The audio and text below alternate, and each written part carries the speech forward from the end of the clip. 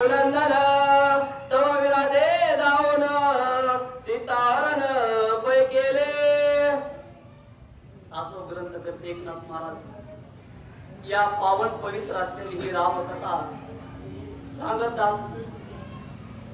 इतकी पावन पवित्र ही रामकथा आहे। एका पतिव्रतेच्या आशीर्वादामुळे जी देवादिदेव प्रभू रामचंद्र आणि त्यांची असणारी सीता या सृष्टीला ज्यांनी सजविला, पूर्ण सृष्टीची निर्मिती केली, अशा भगवान परमात्म्यानं विष्णूचा अवतार धारण केला।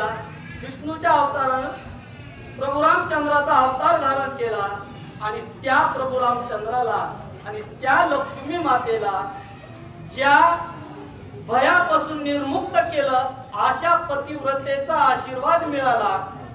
आणि ज्या वेळेस आशीर्वाद घेऊन हे वनामधून अत्रि ऋषीच्या तिथून चालले, त्यावेळेस त्या असणाऱ्या ठिकाणी एक राक्षस आला आणि त्या राक्षसानं सीते मातेला धरल्यालय।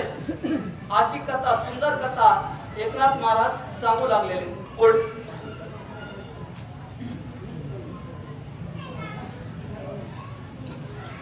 पुढे श्रीराम लक्ष्मण सीता मागे होती आपण, सीतेचे देखोनी सुंदरपण विराधे हरण तात्काळ केले। त्या वेळेस त्या वनामध्ये वनगाभिगमन करीत असताना प्रभू रामचंद्र पुढे चालत होते। प्रभू रामचंद्राच्या पाठीमाग लक्ष्मण चालत होते आणि लक्ष्मणाच्या पाठीमाग सीता माता चालत होत्या। ज्या वेळेस हे असे चालत होते, त्यावेळेस विराध राक्षसाची नजर नेमकी सीता मातेवर पडली आणि सुंदर स्वरूपवान असलेल्या सीता मातेला त्या विराधातला त्याचा अभिलाष झाला, असे एकनाथ महाराज सांगू लागलेले। सीता तरुणी दोन्ही हाती बैसविली अंका प्रती, मी होईल तुझा पती चित्ता चित्ती करू नको।